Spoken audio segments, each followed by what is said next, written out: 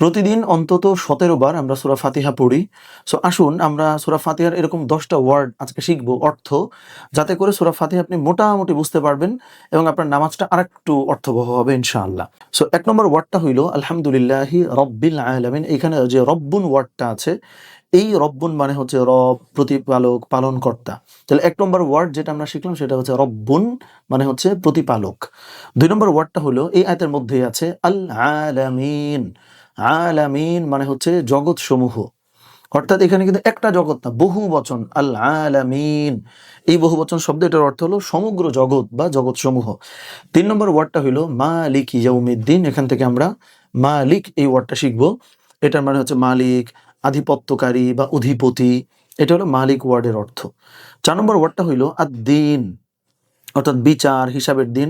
So দুটো মিলে ইয়াউমিদ্দিন বলতে মূলত বিচারের দিন বোঝানো হয়। এখানে মূল ওয়ার্ডটা যেটা আদ-দ্বীন, এটার মানে হচ্ছে দিনও হয় কখনো কখনো, আবার হচ্ছে এটার মানে কখনো কোনো রেজাল্ট বা প্রতিফলও হতে পারে। সো এটা একটু ব্যাপক ওয়ার্ড।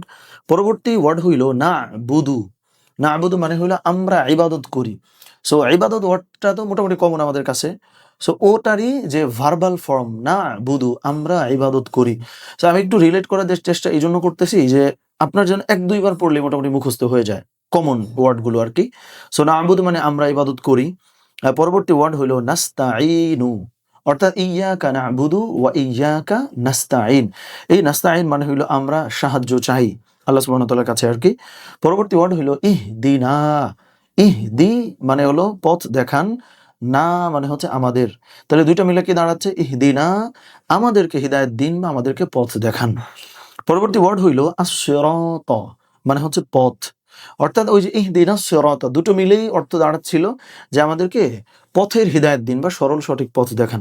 তাহলে এটা যদি আরেকটু আমি ভেঙে বলি, ইহদিনা মানে হলো আমাদেরকে হেদায়েত দিন অথবা আমাদেরকে দেখান। কি দেখানো হবে? পরবর্তী শব্দটা হইল আস-সিরাত, অর্থাৎ পথ। তার পরবর্তী হলো আল মুস্তাকিম, সরল, সুদৃঢ়, সোজা, এটা বোঝায়।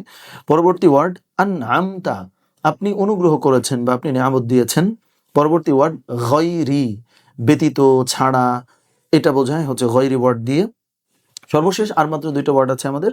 আল মাগদুবি মানে হলো যাদের উপর গজব ফেলা হয়েছে বা যাদের উপর আল্লাহ সুবহানাহু ওয়া তাআলা রাগান্বিত হয়েছেন। আল মাগদুব অর্থ হচ্ছে এটা। এবং আদ-দাল্লিন মানে হচ্ছে পথভ্রষ্ট।